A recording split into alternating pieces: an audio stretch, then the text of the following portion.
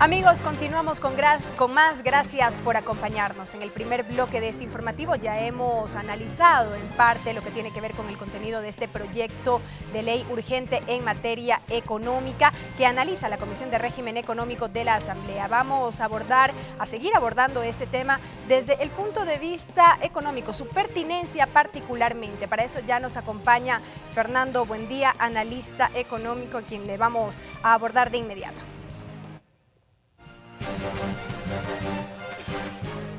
Fernando Buendía, sociólogo, experto en ciencias políticas, máster en Economía y Desarrollo Rural. Fernando, bienvenido a TVL Noticias. Muchas gracias, buenas tardes. A propósito del trámite de este proyecto de ley al interior de la Comisión de Régimen Económico hemos visto intensa actividad precisamente por este carácter urgente que tiene en materia económica. Sobre su pertinencia le consulto.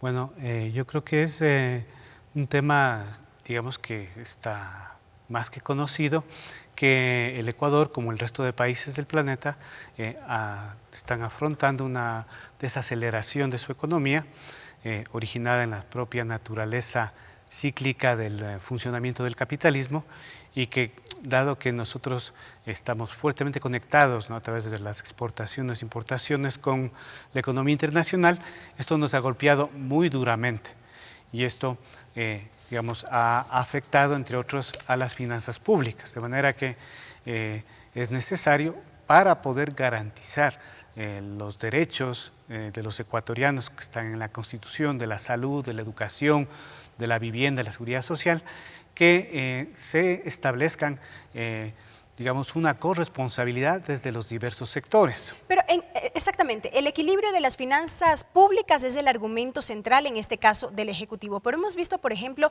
a los empresarios comparecer al interior de la Comisión de Régimen Económico y no todos están de acuerdo con algunos elementos que aborda este proyecto de ley. Por ejemplo, el incremento en los impuestos para las bebidas, para los cigarrillos y así también otros aspectos. ¿Qué dice usted?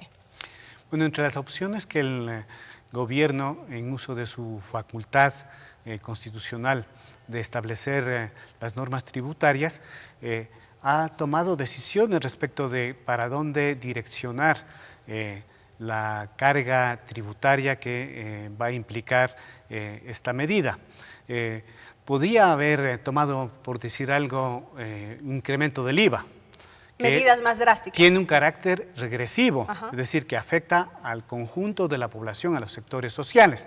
Y ha tomado medidas que pues, se enmarcan dentro de lo que pudiera llamarse el concepto de la progresividad. Son medidas progresivas y que sobre todo no afectan a las necesidades básicas de la población, es decir, no está afectada la electricidad, ni el agua, ni el transporte, ni los productos de la canasta básica, de tal manera que esto hace la diferencia respecto de lo que ocurre en Argentina para poder ejemplificar. En Argentina subió la electricidad al 500%, subió el gas al 300%, el transporte subió al 150% y además se han afectado derechos, como en el caso de la educación, que el presupuesto se ha reducido del 6% al 3% del PIB. Pero ¿cómo entendemos que si se trata de equilibrar las finanzas y cuando el Ejecutivo mismo ha dado cifras de un déficit por el orden de los 5.000, 6.000 millones de dólares, con este proyecto de ley apenas se pretende recaudar una cifra alrededor de los 300 millones de dólares? Allí también ha surgido otra discusión. Bueno, las necesidades de financiación que estaban previstas, de alrededor de 6.000 millones de dólares, han sido, digamos, resueltas a través de la negociación de endeudamientos que ya estaban previstos, más de 4.000 millones. Probablemente los 2.400 millones de dólares que hacían falta ya se han logrado ajustar y negociar. El problema surge por la caída del precio del petróleo más abajo de lo que tenía la previsión. El promedio del primer trimestre es de $10, ¿no?, que multiplicado por el volumen de exportaciones significa más o menos este monto, ¿no?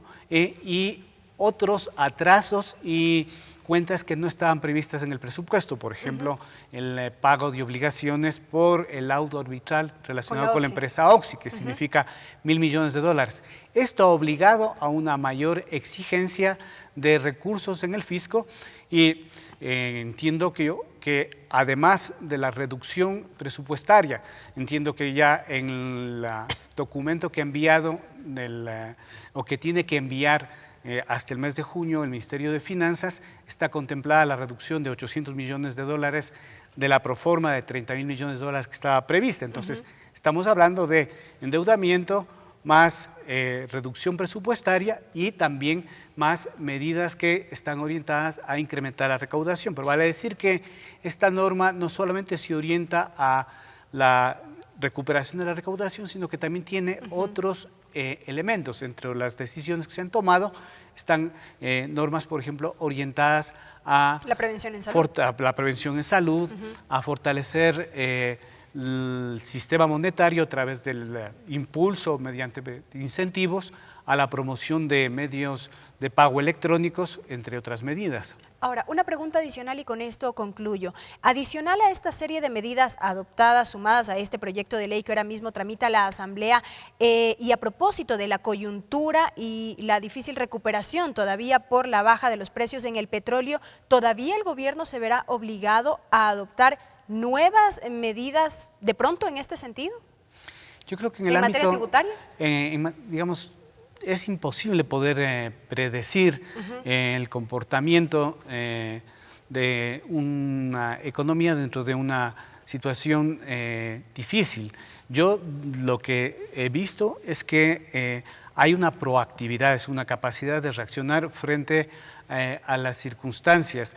Yo creo que el país y en general la economía mundial ha afrontado ya cerca de 18 meses de desaceleración y varios analistas han coincidido de que la peor parte ya se ha pasado y que estamos más bien en una fase en la que tiene que empezar a recuperarse una dinámica. De hecho, el incremento del precio del petróleo, que ha estado en las últimas semanas entre $35 y $40, son evidencias de que hay una fase de empezar a superar la actual situación, de manera que si todas las condiciones se mantienen, no habría razón para realizar nuevas modificaciones. Habría que mirar si es que se presentan situaciones mucho más graves, ¿no? Creo que más bien lo que se ha podido mostrar es la bondad, digamos, de la estructura, de las políticas, de las normas que han hecho que el país pueda pasar probablemente una de las crisis más importantes que hemos tenido en las últimas décadas y que el impacto, siendo, digamos, importante, no ha afectado significativamente. Correcto. Fernando, muchas gracias por habernos acompañado. Ha sido Fernando Buendía, experto en temas económicos en nuestro espacio de entrevistas.